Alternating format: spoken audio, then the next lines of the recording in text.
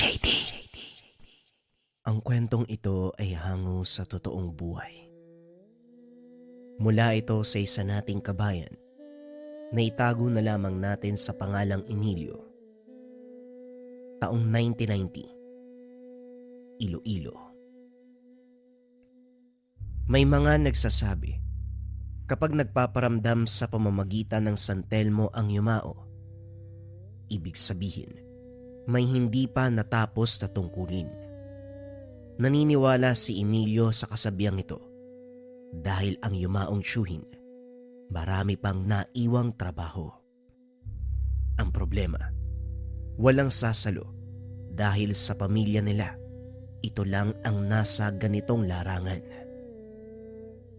Gabi-gabi nagpapakita ang San Telmo, bola ng apoy na pabalik-balik sa harapan ng tahanan. Tatalbog-talbog lang sa loob ng ilang sandali at saka biglang maglalaho. Hindi maiwasang mapatanong ni Emilio kung bakit siya lang ang bukod tanging nakakakita. May kasama naman siya sa bahay, ang tiyuhing si Mang Ramon, pati na rin si Lola Meda. May mga pagkakataon na nasa bakuran pa sila. Tatawagin ng binata ang mga kasama sabay turo. Kaso nga lang parang namimili ng taong papakitaan ng elemento, bagay na patuloy niya na hinahanapan ng kasagutan.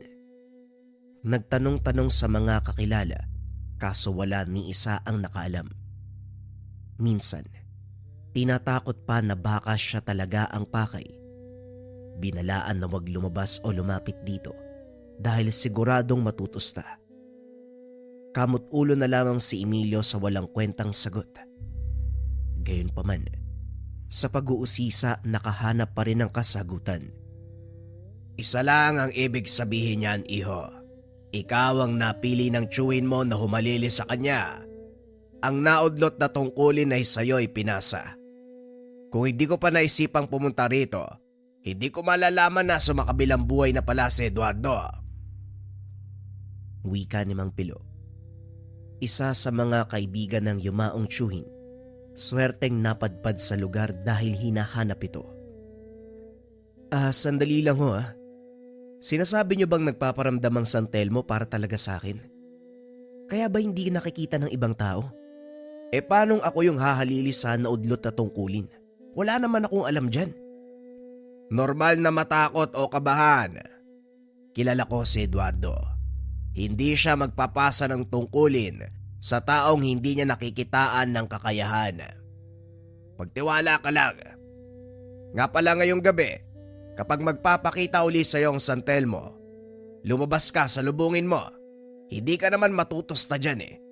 Antayin mo dahil may ibibigay yan sa iyo. Isang bagay na magsisilbi mong gabay. Hindi makapaniwala si Emilio. Naghahanap lang naman sana ng sagot. Pero siya na itong susunod sa yapak ng yumao. Kinagabihan nag-abang si Emilio sa muling pagpaparamdam ng San Telmo. Hindi nagtagal. Tanaw niya na ang nag-aapoy na elemento. Tumatalbog-talbog. Pabalik-balik sa bakuran. Payapa naman ang gabi. Tulog ang mga kasama kung kaya't lumabas para sundin ang sinabi ni Mang Pilo. Nanginig ang buong katawan ng binata nang mukaan nitong makarap. Hindi nakagalaw sa kinakatayuan ng dahan-dahang lumapit ang elemento. Napatigil ang hininga. Pero nagulat nang unti-unting gumaan ang pakiramdam. Bolang apoy ang umaaligid, pero hindi ito nagdulot ng anumang init. Banayad, payapa, matiwasay ang hatid. Inilahad niya ang kamay nang huminto sa harapan. Sumiklab ang apoy na parabang sumabog. Kasabay ng pagkawala ay ang paglitaw ng nagbabagang bato, kunot noong tinitigan. Ito nga ba yung sinasabi ni Mang Pilo na ibibigay ng San Telmo? Ano ba yan? Bato? Baga? Nagbabagang bato? Ano ba talaga to? Tinignan ni Emilio ang paligid pero hindi na mahagilap ang elemento. Pumasok na rin ang tahanan at sa silid pinagmasdan ng bato. Sa paglipas ng oras, Unti-unting nawala ang baga. Naging mapulang bato na lamang.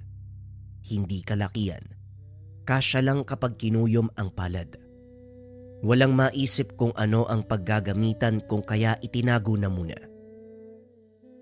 Kinabukasan, sumalubong ang masamang balita. Ang tiyuwing si Mang Ramon ay nagkasala sa engkanto. Mahilig kasi itong mamutol ng kawayan para gawing upuan. Ang paa ay namamaga na para bang sinampal dahil may bakas ng kamay.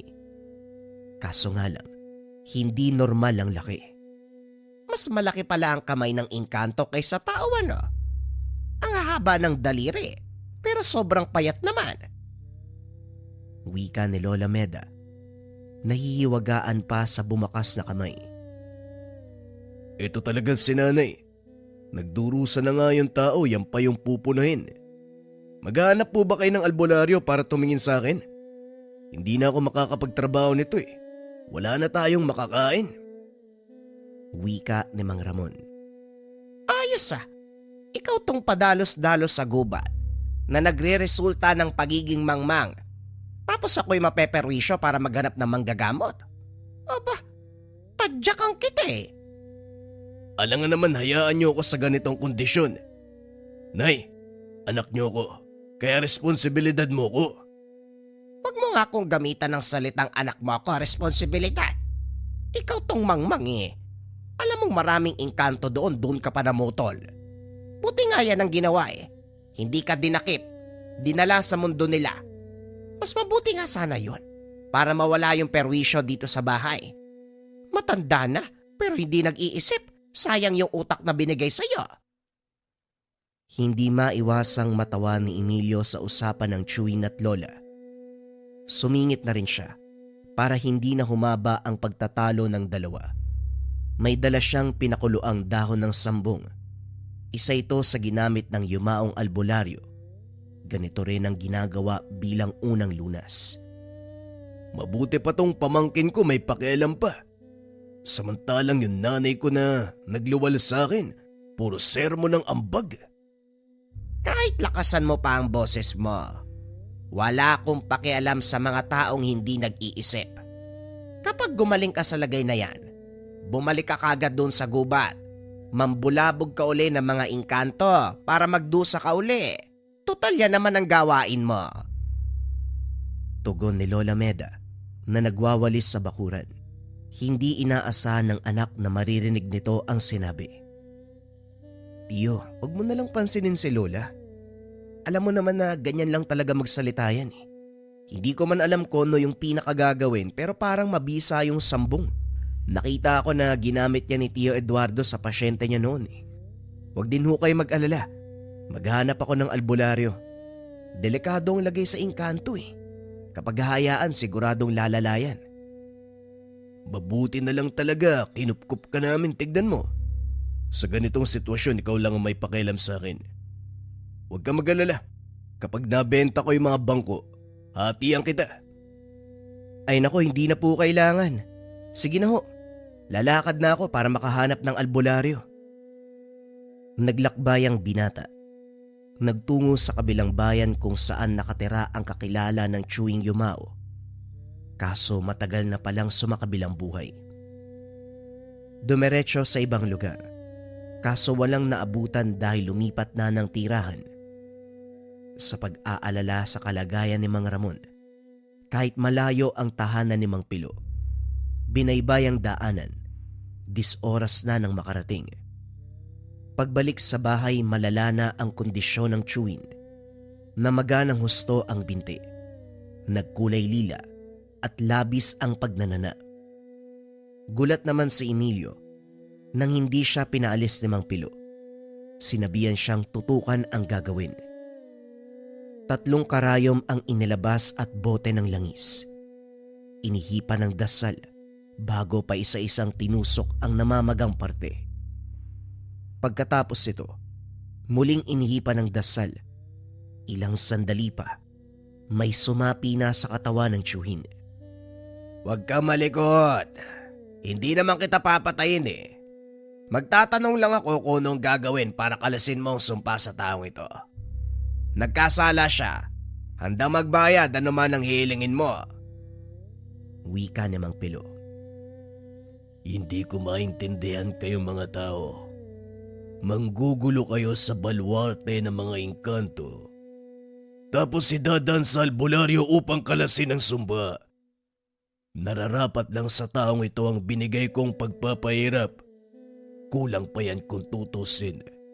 Dahil ang tirahan ko ay winasak niya. Ganun ba? Hindi na ba talaga natin magagawa ng paraan? Hindi.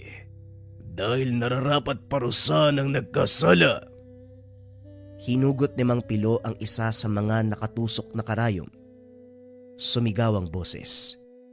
Nagpupumiglas ang katawan ng sinapiang si Mang Ramon. Nakiusap ito na wag saktan. Kaya nga nagtatanong ako kung ano ang gagawin para mapatawad ang taong to. Bastos ka kung sumagot kaya pinatikim kita. Oo na, tatanggalin ko supa. Basta wag niyong kalimutan ng alay. Sasagot ka rin naman pala, pinapatagal mo pa yung sitwasyon. O siya, gagawin namin yon. Siguraduhin mo lang, kakalasin mo yung sumpa. Dahil kung hindi, magkikita ulit tayo. At kapag nangyari yon, papatayin kita. Hinayaang makalis ang sapi sa katawan ng pasyente. Tinapos ang ritual sa pamamagitan ng paghugot ng karayom. Unti-unting humupa ang pamamaga. Makaraan ang ilang sandali. Pinainom din ng isang kutsyarang langis upang maghilom ang pinsala sa loob. Sa bakuran, seryosong nag-uusap sina Mang Pilo at Emilio. Nagpapasalamat ang binata sa tulong nito. Nagtatanong din kung bakit kinakailangan niyang saksiyan ang buong proseso. Sumagot si Mang Pilo. Dahil ganon ang pamamaraan ng tiyuhin mong si Eduardo. Kinakailangan mong matutunan ang bagay na yon dahil sa susunod na merong mga ngailangan, ikaw ang sasaklolo. May tungkulin din ako sa lugar namin, kaya sa lugar na ito, ikaw ang tatayong albularyo. Ganong pamamaraan lang ang dapat mong matutunan, kagaya ng sa tiyuhin mo. Maiba nga po tayo. Nagkatotoo po yung sinabi mo tungkol sa San Telmo. Ano po bang gagawin ko sa batong yan? Inilahad ni Emilio ang bato. Napangiti si Mang Pilo. Napangiti si Mang Pilo sabay tapik sa kanyang balikat. Hindi to bato, iho. Magmula sa araw na ito, tatawagin mo yung mutya ng San Telmo. Ito ang gagabay sa'yo sa larangan. Magdidikta ako ano ang gagawin, kung ano ang hakbang ng naaayon sa sitwasyon. Ha? Teka lang naman ho, sigurado po ba kayo talaga? Ako ang papalit kay Tio Eduardo. Ano bang malay ko dyan? Kaya nga nandito ang mutya ng San Telmo. Dahil ito ang magsisilbi mong gabay. Iho, wala ka dapat ipag-alala dahil sa larangang ito. Hindi ka papabayaan kung mamahalin mo ang nakaatang na tungkulin. Napabuntong hininga si Emilio. Pinag-isipang mabuti ang desisyon. Kung tutuusin, ito rin ang gusto, maging albularyo katulad ni Tio Eduardo. Dati patago siyang kukuha ng gamit, gagayahin ang ginagawa nito. Hindi lang gumagana dahil wala pang kaalaman. Kapag may pasyenteng darating, lalo na ang pinaparusahan ng elemento, hindi siya nawawala sa tabi, tahimik na manonood.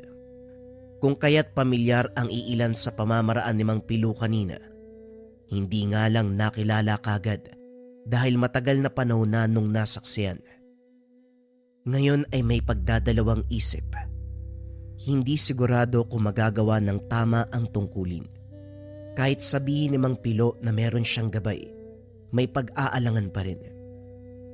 Hinayaan muna sa tabi ang mutya ng San Telmo. Pinalipas ang mga araw. Gustong bigyan ng oras ni Emilio ang sarili para makapag-isip kung ito nga ba talaga ang gusto. Hindi naman siya bigo dahil tinulungan ng pagkakataon na makapagpasya. Sa paglalakad papunta sa balon para mag-igib, isang bata ang nangisay matapos wasakin ng punso. Bigla na lang din nawalan ng malay otomatikong kumilos para tulungan ito. Dinala sa tahanan upang doon agapan. Parang may sumaping ibang tao sa katawan ni Emilio. Nang makuha ang gamit ng chewin, walang kahirap-hirap na ginawa ang proseso ng panggagamot. Tinusok ang 3 karayom sa talampakan. Binasa ang libreta na binigay ni Mang Pilo. Pagkatapos, maririnig mula sa bata ang boses ng duwende. Nakikita din ni Emilio ang mismong wangis nito. Matanda, kulubot ang muka, masama ang titig sa kanya. Nauna pang magtanong. Hoy! Anong kailangan mo? At talagang pinatawag mo pa ako? Pagpasensyahan mo na sana yung ginawa ng bata. Wala naman siyang masamang intensyon eh. Sadyang mangmang sa bagay katulad ng punso. Huwag yun na sanang ituloy yung pagpataw ng parusa. Patawarin nyo na yung bata. Aba! Sino ka naman para pagsabihan ako? Hindi tayo magkakilala para basta kang magdikta. Alam nyo naman siguro ang ibig sabihin ng 3 karayom, hindi po ba? Kapag bubunutin ko yan, ano kaya sa tingin mo mangyayari? Makikita ang takot sa mukha ng duwende. Lumambot ng masipatang mutya ng San Telmo. O sige, hindi ko na itutuloy ang pagpaparusa. Bibigyan ko lang sana ng matinding lagdat. Pero hindi na. Yang mutya mo, malakas ang bisa. Nararamdaman ko ang init. Malulusaw ako. Pakawalan mo na ako. Hindi ko naman itutuloy ang bala ko, pangako yan. Siguraduhin mo lang natutupad ka sa usapan, ha? Sige na, maaari ka nang umalis. Matapos ng usapan, hindi makapaniwala si Emilio nang mapagtanto. Napatitig sa mga palad na kusang kumilos ng naayon sa sitwasyon. Napalingon siya nang marinig ang boses ni Mang Pilo. Kita mo na. Ito ang sinasabi ko. Hindi mo kailangang kabahan dahil sagot ka ng gabay mong mutya. Mang Pilo, kung talagang ako ang pinili ni Tio Eduardo na humalilis sa kanya, sa tingin ko handa na ako. Gagamitin ko ang lahat ng kakayahan. Magpapatulong sa mutyang gabay. Pero may tanong po ko. Anong hindi niya natapos? Yun naman ang silbi kung bakit ako papalit sa kanya. Tapusin ang hindi natapos. Pero ano po yun? Napaisip si Mang Pilo. Wala ring ideya kung ano nga ba ang naudlot sa gawain ng yumao. Sinamahan na lamang ang binata sa pagtuklas. Hiwalay ang tahanan ng yumaong albularyo. Hindi rin nangengialam si Mang Ramon at Lola Meda kung kaya't walang sagabal. Hinalungkat ang gamit, kaso walang makita na maaaring magturo kung ano ang hindi natapos na gawain. Gayunpaman, hindi tumigil hanggang sa paglipas sa mga araw. Ang sagot na mismo ang lumapit. May pasyente si Tio Eduardo na isang ginang. Nakatira ito sa paanan ng kabundukan, biktima ng kulam. Sa kasalukuyan, nagdurusa pa rin ito. Paralisado ang katawan na animoy isang tod. Naigagalaw ng kaunti ang ulo, pero apektado ang bibig, pandinig at mga mata. Ang apo na 14 na taon ang nag-aalaga. Nasaan po ba si Mang Eduardo? Siya po yung albularyo na tumitingin kay Lola Pasing. Sabi niya babalik siya pero hanggang ngayon nag-aantay pa rin kami. Palala ng palala yung kalagayan ni Lola. Wika ng apo na si Inot. Ikinalulungkot kong ibalita. Sumakabilang buhay na si Eduardo. Pero hindi ito nangangahulugan na wala ng pag-asa ang lola mo. Kasama ko ang apo ni Eduardo, ang manggagamot na hahalili sa naudlot na gamutan. Ibigay mo sa kanya ng buwang tiwala mo. Gagaling ang lola mo. Tinitigan ni Emilio ang binata. Kaso mababakas sa mukha nito na duda siya sa kakayahan. Dahil dito, pinakitaan ng gilas. Inilatag ang mga gamit. Sinuri ang katawan ng pasyente. Habang dinadama ang kondisyon, Nakahawak ang kabilang kamay sa mutya ng San Telmo. Naramdaman ni Emilio ang enerhiya ng mutya na lumatay sa kanya patungo sa katawan ng ginang. Ito pa lamang ang ginawa, pero unti-unti nang nakikitaan ng pagbabago. Naibuka ang bibig, kagad dumingi ng tubig. Tuwang-tuwa naman ang apo dahil sa loob ng mahabang panahon, narinig na ang boses ng matanda.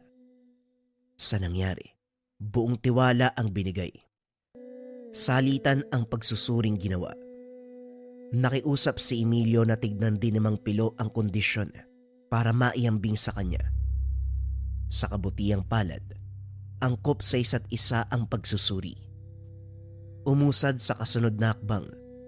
Sa pagkakataong ito ginamit ang 3 karayom. Si Mang Pilo mismo ang nagmungkahi na wag nang idaan sa ritual kung saan kakausapin ang espiritual na kamalayan ng mangkukulam. Diretso na upang mapadali. Inaalala ang kalagayan ng pasyente. Sa sandaling itutusok na ang karayom sa balat, nagulantang ang lahat sa pagsulpot ng grupo ng mga uwak. Naglalabas-masok sa bahay. Iniiputan pa sila. Ang ipinagtataka ng 3, sila lang ang sinasalakay. Hindi ginagalaw ang nakaratay na pasyente. Sumilip si Inot sa labas. Sumigaw nang makita ang taong tinatawag na amo. Si Mang Pilo ang humabol dito. Inusisa naman ni Emilio ang binata. Sino si amo? Anong kinalaman niya sa nangyayari? Siya po yung mangkukulam. Ang totoo, anak siya sa pagkadalaga ni Lola Pasing. Hindi ko alam kung bakit niya ginagawa to. Nung una, pumasok yan dito para saktan pa si Lola eh. Ngayon kulam na ang binibigay niya. Sa tuwing sisimulan ni Mang Eduardo ang gamutan, palagi siya nagpapakawala ng uwak, kagaya na lang na nangyari ngayon. Sinilip ni Emilio ang labas, kaso hindi na mahagilap ang tinatawag na amo. Inantay muna si Mang Pilo para malaman kung ano ang opinyon. Kaso nga lang, bumalik ito ng sugatan, nagtamo ng saksak sa balikat. Aniya hindi madaling kalaban si amo. Hindi lang magaling sa orasyon, mahusay din sa pisikal na laban. Nakontra ang sumpang binitawan sa hangin, pero ang pananaksak ay hindi. Nang mahimasmasan si Mang Pilo, pinag-usapan ng plano. Sa kalagitnaan sumingit si Lola Pasing. Matagal na pala nitong alam na kinulam siya ng anak. Kaso hindi magawang sabihin noon kay Tio Eduardo dahil natatakot sa mangyayari. Kilala niya ang yumao. Walang patawad. Gagawin ang lahat para maparusahan ang nasa panig ng kaliwa. Ang punot dulo ng paghahasik ni amo, ang katotohanan na binalak ipalaglag dahil bunga ng masalimuot na nakaraan.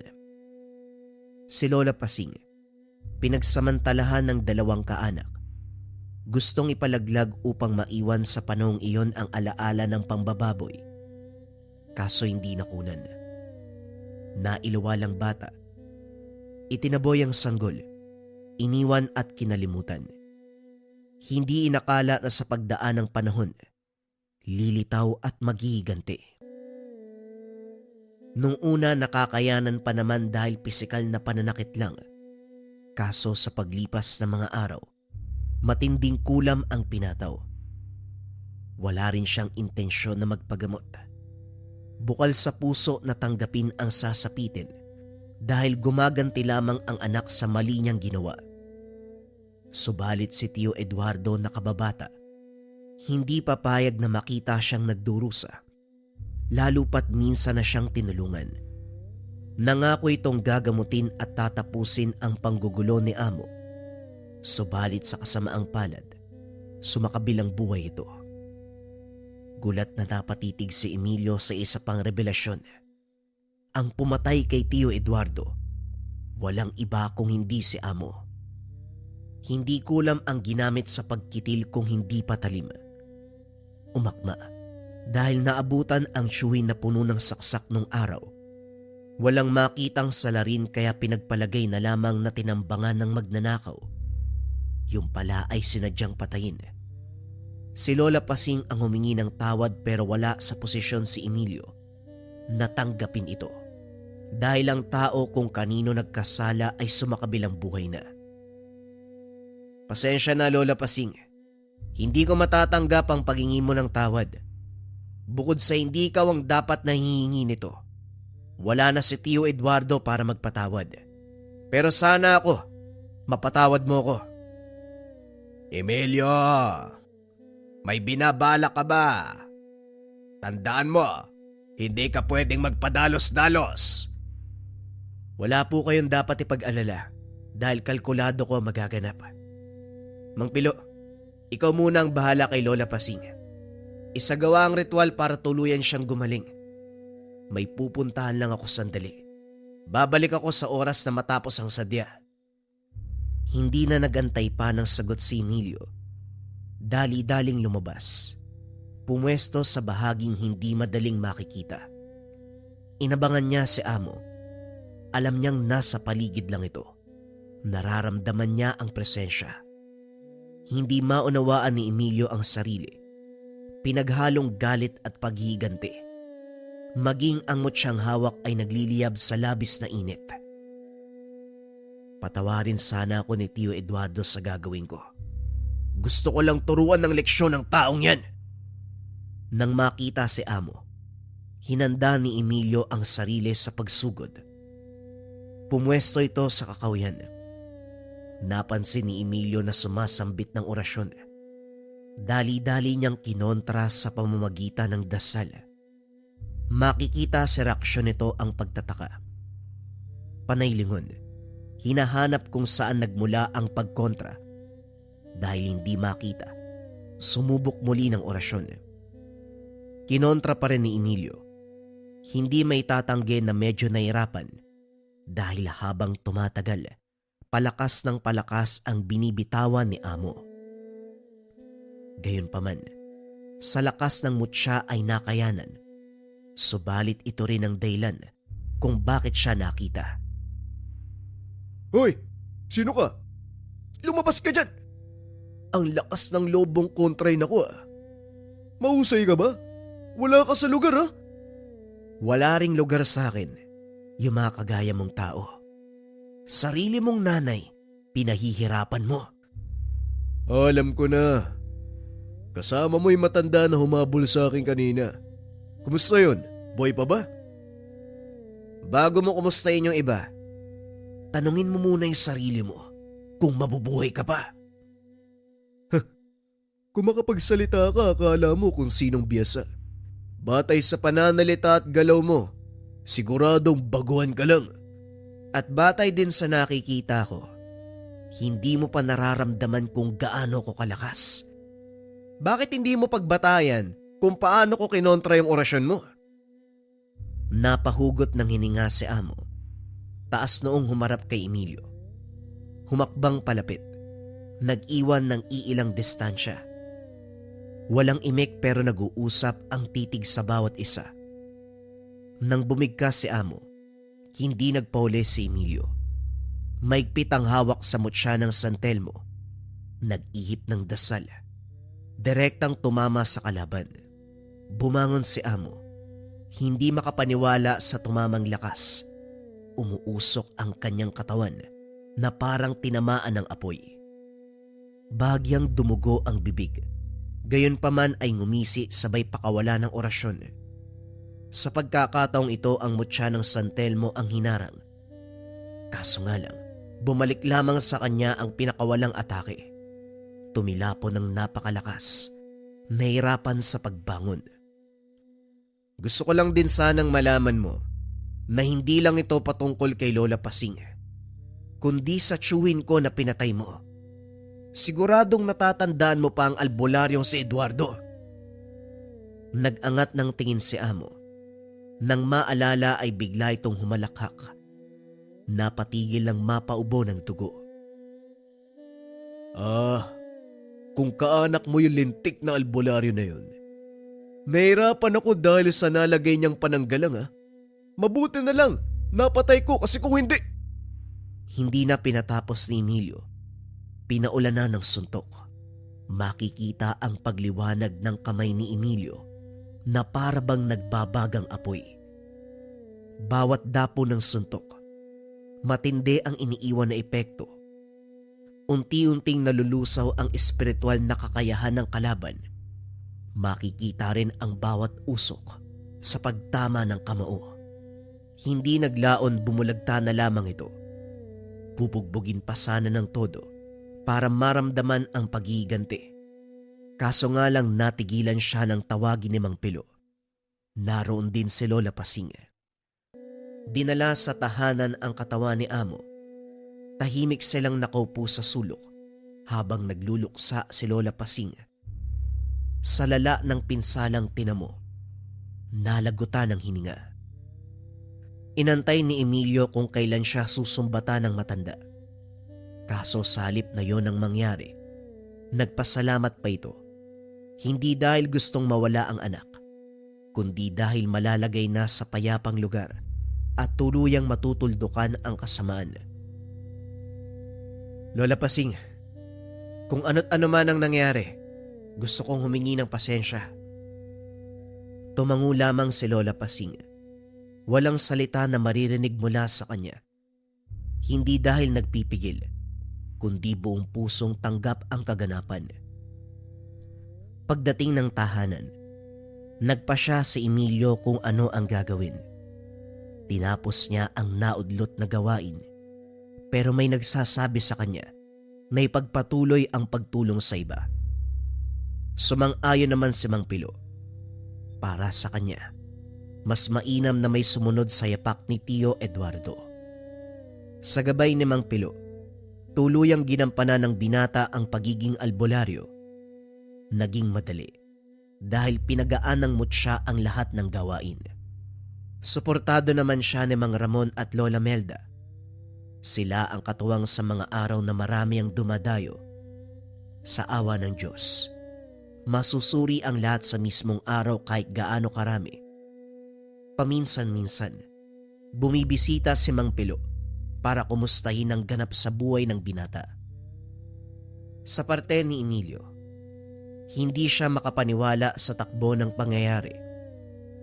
Nagsimula sa simpleng pagtatanong kung ano ang kahulugan ng pagpapakita ng San Telmo, pero umabot na sa puntong ito. Hindi rin nagsisisi sa pagtanggap ng kapalaran. Hindi lang nabigyan ng hustisya ang pagkamatay ni Tio Eduardo. Nakatulong pa siya sa kapwa sa pamamagitan ng pagkontra ng parusa na tinamo sa iba't ibang elemento at nilalang, maging sa kapwa-tao. Kaya naman buong puso niyang tinanggap, buong puso niyang isinabuhay ang pamana sa kanya, ang San Telmo ng yumaong albularyo. Bagong istorya pa rin ang kasunod mga kabayan. Ito ay tungkol sa lantawan ng kapre. Simulan na ang kwento. Ang kwentong ito ay hango sa totoong buhay. Mula ito sa isa nating kabayan na itago na lamang natin sa pangalang Josefina. Walang eksaktong taon. Las Piñas. Sa liblib na lugar, may mga bahay na hindi basta tirahan lamang. May mga bahay na sa unang tingin ay ordinaryo.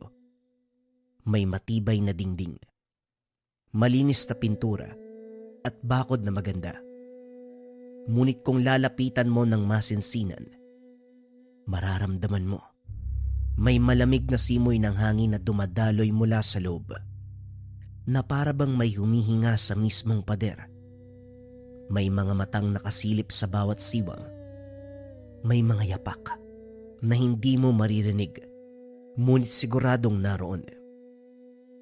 Sa mga bahay na ito, minsan may mga nakatirang hindi lang ang mga taong nakikita ng ating mga mata, kundi pati na rin ang mga nilalang na matagal nang nananahan sa lupa bago pa man ito tayuan ng konkreto at bubong. Mga alaala ng nakaraan, mga sumpa ng kasaysayan, at mga nilalang na kailanman ay hindi umalis. Isa sa mga ito ang tinitirhan ni Josefina, isang simpleng babae mula sa Negros. Isang babae na walang ibang hangad, kundi magpatayo ng sarili niyang tahanan. Isang lugar na masasabing kanila. Isang pugad ng kanyang pamilya. Isang simbolo ng kanyang mga pinaghirapan at pangarap. Kaso nga lang ang hindi niya alam. Ang pangarap na ito ang mismong magdadala sa kanya at sa kanyang pamilya sa isang bangungot na kailanman ay hindi makakalimutan. Si Josefina ay 30 taong gulang, ikalawa sa 6 na magkakapatid. Lumaki siya sa baryo ng Negros na napapalibutan ng mga tubuhan. Ang kanilang ama ay magsasaka at araw-araw nakabilad sa init ng araw. Pawis ang puhunan para lamang may maiuwing ilang kilo ng bigas at kaunting pagkain. Ang kanilang ina naman, kasambahay ng isang mayamang pamilya, madalas wala sa kanilang bahay, umuuwi na lamang tuwing linggo. Halos sapat lamang ang kanilang kita para sa kanin at ulam. Minsan isang beses kung isang araw sila kumain. At sa bawat gabing nakaiga sa kanilang papag, pinagmamasdan ni Josefina ang butas-butas na bubong. Darating ang araw, hindi na natin kailangan mangutang para makakain. Magkakaroon ng sariling bahay, yung malaki. May sariling kwarto ang bawat isa. Hindi habang buhay ganito tayo. Wika ni Josefina sa isipan. Maaga siyang natutong mangarap nang higit pa sa nakikita niya sa paligid. Kung ang iba ay kontento na sa buhay sa kanilang baryo, siya ay tila tinatawag ng mas malaking mundo. Kaya sa edad na 20 naglakas loob siyang pumunta sa Maynila. Wala siyang sapat na pera at wala ring tiyak na trabaho. Hindi niya rin alam kung ano ang madadatnan niya sa lungsod ng Maynila. Ang tanging pinanghuhugutan niya lang ng lakas, ang kanyang pangarap para sa sarili, lalong-lalo na sa kanyang pamilya. Siya lamang ang nagkaroon ng lakas ng loob sa magkakapatid na sumugal sa syudad. Sa Maynila, hindi naging madali ang buhay para kay Josefina. Malayo siya sa pamilya at madalas mag-isa lamang. Nagtrabaho siya sa iba't ibang lugar. Minsan bilang tendera, minsan bilang tagalinis, hanggang sa nakapasok siya sa isang paaralan na pinamamahalaan ng mga madre. Dito niya nakilala si Ate Meng, isang negosyante na may kasosyong incheck. Nakalaunan pinakilala siya ni Ate Meng kay Lisa, ang kasosyo nitong incheck na may iba't ibang negosyo sa Pilipinas. Si Lisa ay mabuting tao, bukas palad at hindi madamot. Sa tuwing kumikita siya, ibinabahagi niya ito sa kanyang mga trabahante. Dahil dito pinasok ni Lisa si Josefina sa isa sa kanyang mga negosyo. Ang sahod ay hindi lang doble, triple pa kumpara sa noon. May mga pagkakataon na binibigyan pa siya ng extra. May mga bonus, regalo, minsan may mga ayuda pa para sa kanyang pamilya. Unti-unti nagkaroon ng sapat na ipon si Josefina. Nakapagpaaral siya ng mga kapatid. Nakabili ng mga gamit para sa kanilang bahay sa probinsya. Nakapag-supply ng mga gamot at vitamin sa mga magulang. At higit sa lahat, nagsimulang tuparin ang matagal niya ng pangarap, ang pagkakaroon ng sariling bahay. Matagal niyang pinangarap ang isang malaking bahay at nang dumating ang pagkakataon, naganap siya sa Las Piñas. Ito ang napili niyang lugar dahil malapit lamang ito sa kanyang pinagtatrabahuhan. Ilang araw at buwan din ang paghahanap niya ng bahay. Hanggang si Josefina may nakitang tahanan sa loob ng isang subdivision sa nasabing lugar. Malaki ang bakuran nito na pwedeng gawing parking lot. May malawak ding sala. Nasa 3 palapag ang bahay. Saktong-sakto para sa isang pamilyang galing sa probinsya na nangangarap ng magandang kinabukasan. Ngunit may isang bagay ang hindi gaanong pinansin. Ang isang malaking puno ng balete na nakatindig sa gilid ng bahay. Ang punong iyon ay napakalaki. May makapal na mga ugat na tila gumagapang pababa sa lupa. Sa tuwing ito ay lalapitan, tila may malamig na hangin na bumabalot dito. Ngunit dala ng pananabik, hindi na ito inisip ni Josefina. Dito na titira yung buong pamilya ko. Sa wakas, may bahay na kaming maitatawag na sa amin. Hindi na kailangan makituloy sa ibang kamag-anak. Lahat ng hirap, lahat ng sakripisyo sulit na sulit. Pangarap ko to mula pa pagkabata at ngayon natupad din. Wika ni Josefina. Aba, ang ganda nga, Inday Josefina. Malawak at presko ha. Siguradong matutuwa ang mga kapatid mo pagdating nila. Wika ni Yolanda. Ngunit sa likod ng kasiyahan, hindi nila alam na merong matang nakamasid mula sa mga kakaibang nilalang. Mga matang matagal nang nag-aabang ng bagong titira. Makalipas ang ilang araw, isa-isang lumuwas mula sa Negros ang kanyang pamilya upang manirahan sa bagong bahay. Sa umpisa ay puno ng kasiyahan, ngunit ilang buwan lamang ang nakalipas, nagsimulang magbago ang lahat. Ang halakhak na dati umaalingaw-ngaw sa bawat sulok ng bahay, unti-unting napalitan ng katahimikan. Ang mga ngiti sa labi ng magkakapatid, napalitan ng pag-aalala. Ang lahat ay tila nagbubulag-bulagan, umaasang lilipas din ang lahat. Kasama ng pamilya nila Josefina sa bahay si Yolanda, isang kasambahay na nanggaling din sa Negros. Sanay si Yolanda sa mga kakaibang bagay. Bata pa lamang siya, madalas nang makaranas ng mga pagpaparamdam. Sumapit ang madaling araw ng 3:00. Habang nagtatadtad ng bawang sa kusina, nakarinig siya ng mahinang yabag. Ang tunog ng yapak sa kahoy sa sahig ay malinaw na malinaw. Inday Josefina, ikaw ba yan? Walang sumagot. Sa paglingon niya, nakita ang puno ng balete mula sa bintana. At doon sa gitna ng dilim, may 2 pulang liwanag na kumikislap. Yung mga matang nag-aabang. Ay Diyos ko, sana guni-guni ko lang to. Ngunit sa puso niya, alam niya na hindi siya nag-iisa.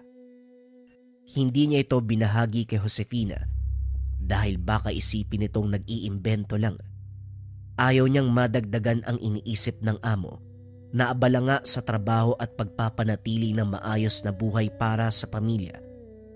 Kaya sa tuwing may mararamdaman siyang kakaiba, mga yapak sa sahig o kaya naman malamig na hangin mula sa kusina, tinatago niya na lamang ito sa sarili.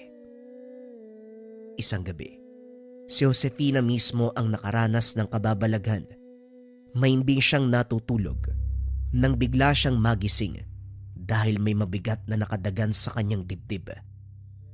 Hirap siyang huminga, hindi maigalaw ang katawan.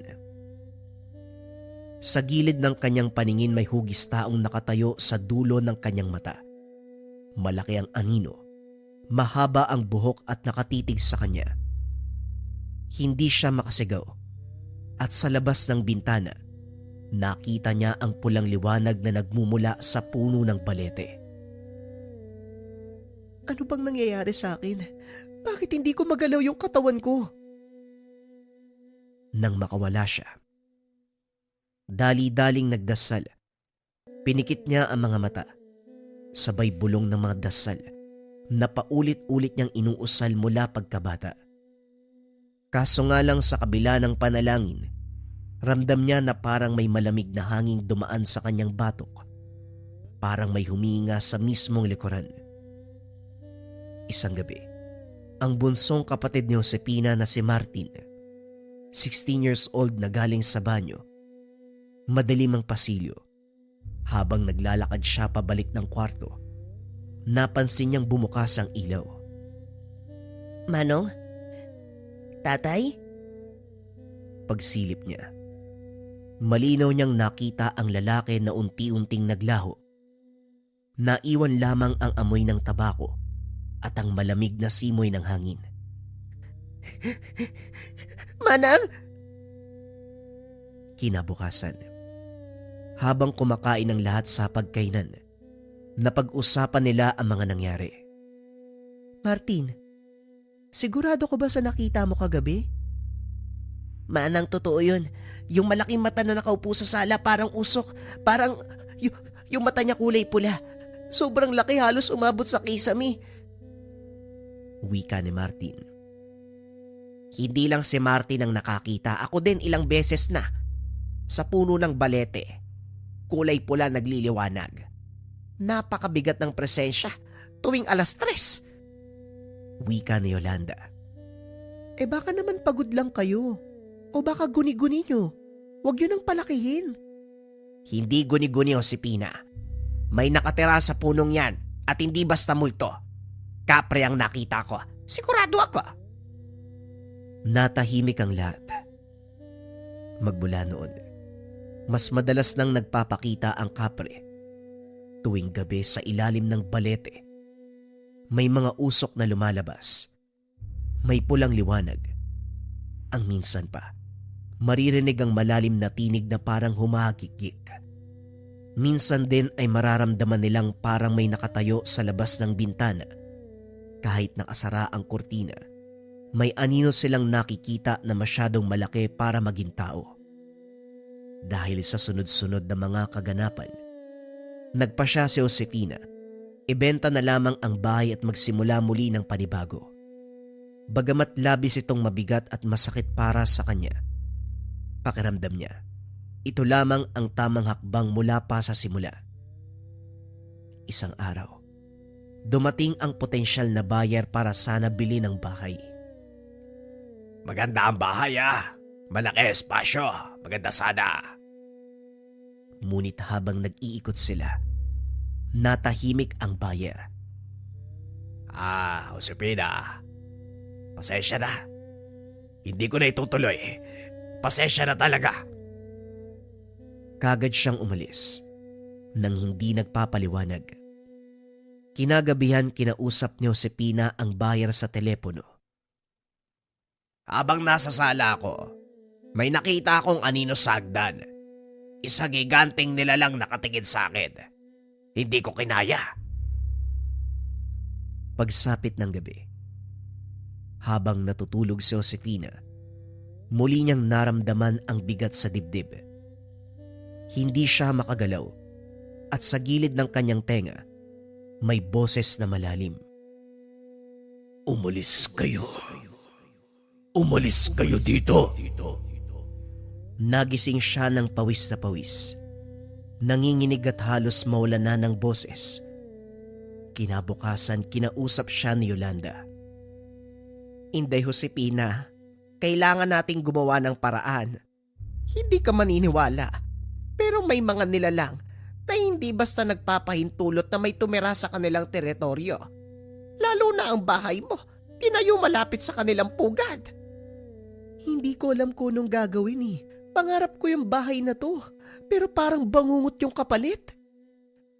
Magmula noon, hindi na nila matatakasan ang mga pagpaparamdam, sapagkat ang bahay na yon ay hindi lang basta tinayuan ng tao. May matagal nang nakatira. Isang nilalang na hindi basta-basta mapapalis.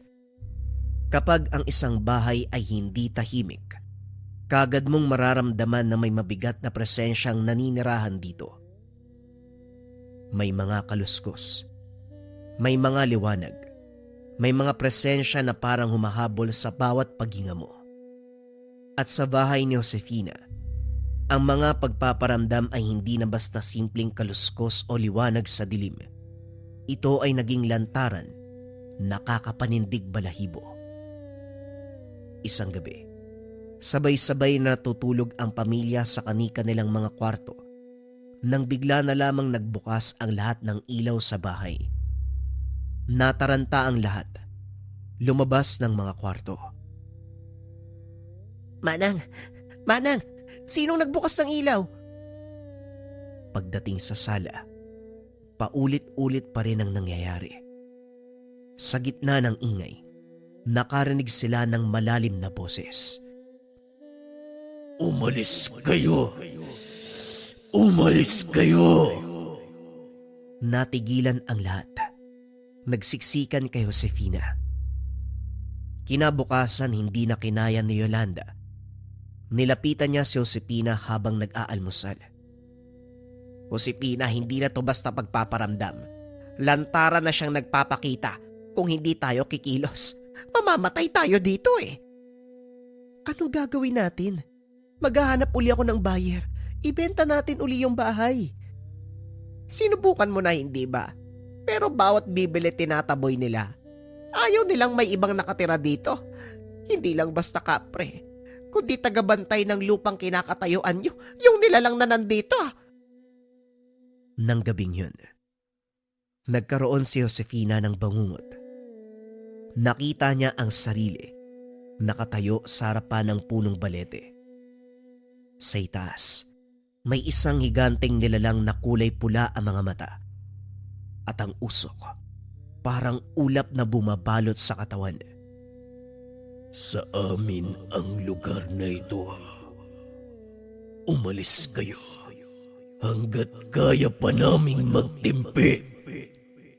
Biglang bumagsak ang lupa. Naramdaman ni Josefina na para siyang nilulubog. Nagising siya na basang-basa ng pawis. Hingal na hingal. May pasa ang kanyang braso. Parang may humawak ng maigpit habang siya ay natutulog. Hindi lamang bangungot ang naranasan nila. Isang gabi, si Martin ay biglang sumigaw sa kanyang kwarto. Pagpasok nila Josefina, nakita nilang duguan ang kuko ng binata, parang kinalmot ng napakalaking kamay. Manang, may umawak ko sa akin. Ang laki po ng kamay. Hindi po ako makawala. Maigpit po yung hawak niya.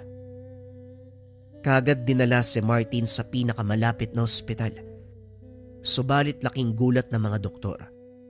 Wala silang mahanap na paliwanag kung paanong nagkaroon ng ganong kalalim na galos. Hindi ko na alam yung gagawin ko. Pangarap ko pa namang magkaroon ng ganitong bahay. Pero bakit ganito yung kapalit? Josefina, minsan hindi lahat ng pangarap dapat tinutupad eh. Yung puno ng balete hindi dapat basta pinuputol.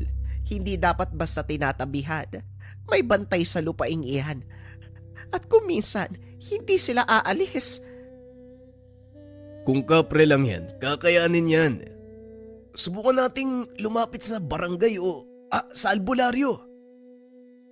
Wika ni Jeric, isa pa sa mga kapatid. Hindi yan ganun kasimple. Hindi lang basta kapre. Teritoryo nila ang lugar. At marahil may dugo ng sakripisyong naganap noon pa. Isang linggo ang lumipas. Habang mahimbing na natutulog ang lahat. Nagising sila sa malakas na kalabog mula sa kusina. Tunog ng mga plato at basong nababasag. Pagbaba ay nakitang nagkalat ang lahat. Sa gitna ng kaguluhan, may itim na anino sa sulok. Hindi tao. Masyadong malaki at masyadong mabigat ang presensya. At sa bawat hakbang, nanginginig ang buong sahig. Umalis kayo.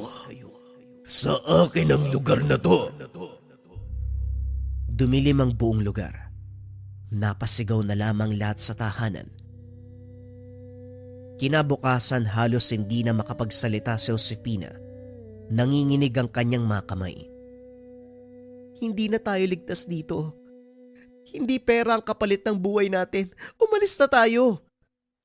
Kahit gustuin, hindi pa rin maibenta ang bahay. Lahat ng bumibili ay tinataboy. Lahat ng nagtatangkang pumasok ay nakakaranas ng kakaibang presensya. Kapag ang isang lupa ay minarkahan ng mga nilalang, mahirap na itong bawiin. Para kay Josefina, ang bahay na kanyang pinangarap ay unti-unting naging isang kulungan. At ang lupa na pinatayuan ni Josefina ng kanyang pangarap, may kasaysayan ng dugo at pagdurusa. May mga lihim na hindi kailanman lumilitaw sa liwanag ng araw. Mga lihim ng lupa, ng dugo, at ng mga bagay na pilit inilibing sa katahimikan. Dahil sa takot at labis na pagkalito, nagpa siya si Josefina na humanap ng makakatulong. Isang kapitbahay ang nagpakilala sa kanya. Isang matandang albularyo mula sa kabilang barangay. Siya si Mang Oscar. Payat, halos butot balat. Ngunit ang mga matay matalim na parabang nakakakita ng mga bagay na hindi kayang abutin ng karaniwang paningin.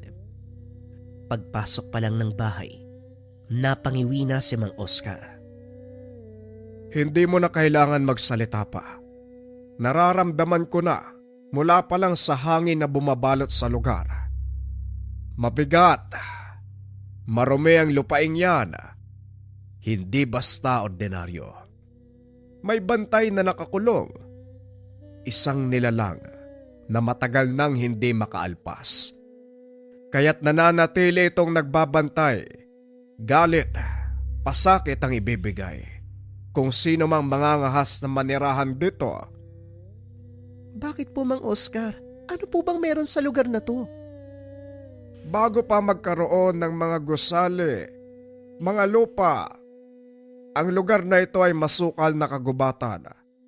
Ang punong balete na yan, isa sa pinakamatanda sa buong lugar. Diyan ginaganap ang mga ritual ng mga sinaunang katutubo, mga alay, mga panata, at noong panahon ng gera, may mga sundalong nagtago sa lugar. Maraming pinatay, maraming bangkayang ibinaon sa mismong lupa sa ilalim ng balete. Hindi lang kapre ang naninirahan doon. Sa ilalim ng lupang yan, may mga kaluluwa na hindi kailanman nakahanap ng pahinga. Mga kaluluwang naiwan, naglalagalag, nakagapos sa kanilang matinding puot. Ang kapre ang nagsilbing bantay nila. Tagapangalaga ng kanilang pot at alaala. Kaya ganyan kasensitibo ang mga elemento't nilalang. May malalim silang pinanghuhugutan. Nang gabing yun, muli silang nakaranas ng matinding kababalagan. Habang nagdarasal sila ng rosaryo sa sala, nagliyab ang mga kandila. Ang apoy ay naging kulay asul. Natigilan ang mga kapatid ni Josefina. Manang nasusunog! Hindi natunaw ang kandila. Namatay ang mga apoy. Naiwan silang nanginginig sa takot. Nang gabing yon sa labas ng bahay, sa lilim ng balete nakita mismo ni Josefina ang kapre. Hindi na ito anino lamang. Buo na ang kanyang anyo. Ito ay parang kulay uling na may pulang mga matang naglalagablab at katawan na halos kasing laki ng tahanan. Umalis na kayo sa lugar. Huwag niyong yurakan ang alaala ng kasaysayan. Hindi namin alam. Hindi namin alam kung anong meron dito. Patawad! Naglaho ang kapre na parang usok. Kinabukasan bumalik si Mang Oscar at sinamahan sila sa puno ng balete. Nagdala ito ng mga kasangkapan, asin, langis at mga orasyon. Habang nagdarasal, biglang lumakas ang hangin. Ang mga sanga ng balete ay nag-ugong na parang may gustong kumawala. Respeto sa mga kaluluwa, nilalang at elemento. Naway pakinggan ninyo ang aking sumamo. Ang panahon nyo ay lumipas na. Hindi nyo napagmamay-ari ang lupa. Lumisa na kayo. Hanapin ang liwanag na magbibigay sa inyo ng pahinga.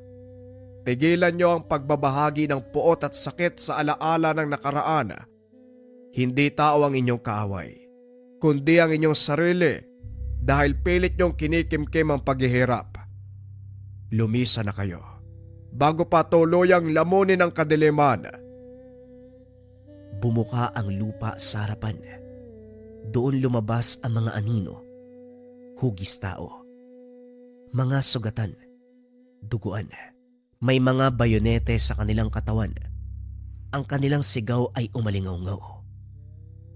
Dugo. Dugo. Dugo. Nang matapos ang ritual, huminga ng malalim si Mang Oscar. Ngayong malinaw na, ang lupaing ito ay libingan. May mga kaluluwang nakabaon na hindi matahimik at ang kapre, siya ang bantay. Hanggat hindi nyo inaalis ang tahanan, hindi titigil ang mga ito. Ang pagkakamali nyo, tinayo nyo ang pangarap sa ibabaw ng kanilang bangungot. Halos mawala ng lakas si Josefina sa narinig. Pag-uwi nila, nagtipon ng pamilya. Manang, ayoko na dito. Gabi-gabi ko ano-ano'y nararamdaman ko eh. Parang gusto nila akong kunin. Hindi pera ang kapalit ng buhay natin. Umalis na tayo dito. Tahimik lang si Josefina. Pilit niyang ipininta ang isang ngiti sa kanyang labi. Subalit malinaw na hindi yon umaabot sa kanyang mga mata. Doon ay kitang-kita ang kalungkutan. Akala ko, ang pangarap ko lang magkaroon ng isang bahay para sa pamilya. Isang tahanang payapa, kung saan maririnig ko yung tawanan ng pamilya. Mararamdaman kong panatag, pero ngayon, pakiramdam ko isang masamang panaginip ang lahat. Paminsan, ang wakas ng isang bangungot ay hindi nakukuha sa pagtakas lamang, kundi sa pagtanggap na may mga bagay na hindi kailanman itinakda para sa atin.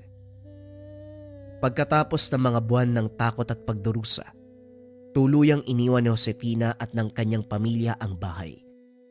Kahit hindi ito mabenta, kahit malaki ang malugi, mas pinili nilang umalis kaysa ipagpatuloy ang buhay na puno ng kaba. Lumipat muna sila sa isang mas maliit na inuupahang bahay, masikip at payak, malayo sa mga pangarap na una niyang pinangarap. Ngunit doon nila muling natagpuan ang katahimikan na matagal nang nawala. Sa bawat gabi, kahit wala silang marangyang paligid, nakakatulog sila ng walang kaba. At para kay Josefina, ito ay sapat na upang tawaging ginhawa. Kalaunan matapos ang ilang buwan, muling nag-ipon at nagnilay. Nagpasya si Josefina na bumalik sa kanilang probinsya sa Negros. Doon pakiramdam niya, mas ligtas, mas magaan sa pakiramdam, mas masarap ang simoy ng hangin, at mas malapit siya sa mga alaala ng kanyang kabataan. Bago pa sila tuluyang lumisan, isang gabi muling tumayo si Josefina sa harapan ng balete, tahimik na nagdasal. Kailanman hindi ko intensyon na manggambala. Ang tanging hangad lang namin, magkaroon ng bahay na pwedeng tawaging tahanan. Isang lugar kung saan ligtas at payapa ang aming pamilya. Pero ngayon, natutunan ko na hindi lahat ng bagay itinakda para sa amin. May mga lupain at kasaysayang kailangang igalang. At hindi lahat ng pangarap dapat ipilit. Nang gabing yun sa huling pagkakataon, nakita niya ang pulang liwanag mula sa puno. Ngunit kakaiba. Wala na itong dalang galit o pananakot. Sa halip wari nagpaalam na lamang. Isang huling usok ang kumalat at tuluyang nawala.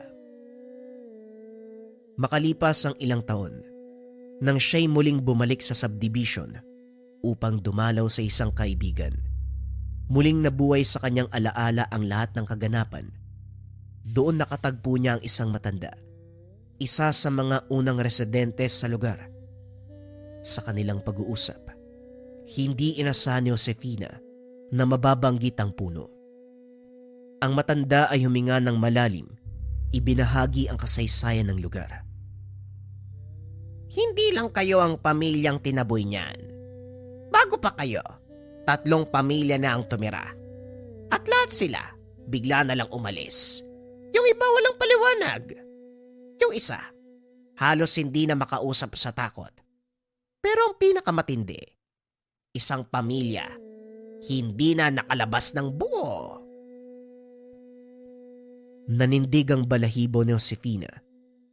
Doon niya naisip, Marahil sinuwerte pa sila. Dahil kahit binalot sila ng takot, nakalabas sila ng lahat ng buhay. At mula sa karanasang ito, natutunan ni Josefina ang isang mahalagang aral na hindi lahat ng pangarap ay kailangang itayo sa mataong lugar, sa malaking bahay o sa magarang subdivision. Mas mahalaga ang kapayapaan kaysa karangyaan. At ang isang tahanan ay hindi sinusukat sa lapad ng haligi, kundi sa tibay ng pagmamahalan at kaligtasan ng pamilya. Ngayon sa kanilang bahay sa Negros, simple man at malayo sa syudad, tahimik at payapa ang buhay ni Josefina at ng kanyang pamilya. Walang kaluskos, walang takot, walang panganib na mula sa mga elemento. Naranasan niyo na bang makulam? Parang tigalpo, palipad hangin, usog, o kahit anong masamang uri ng sumpa? Naghahanap ba kayo ng pangontra sa mga nabanggit mga kabayan? At merong kasamang rebuelta. Narito yung Maracuyo bracelets natin. We have 2 colors available, glossy black and brown. Sobrang nagte-trending ngayon yung Maracuyo mga kabayan kasi maganda yung bisa niya. Una, nandyan na yung pangontra espiritual at nandyan din yung tinatawag nating rebuelta. Yung rebuelta kasi mga kabayan, kung ano man yung sumpa na ibinigay sa inyo, ibinabalik doon sa taong nagbigay. Yan ang bisa ng ating Maracuyo bracelet. So kung meron kang nakasagutan, nakaaway, o kung naranasan mong masumpa mga kabayan at nangangailangan ka ng depensa para sa mga nabanggit, subukan mo ang Maracuyo bracelet. Para sa lahat ng interesado, i-search lang ang shop ng Lika Merchandise. Mag-ingat sa mga scammers.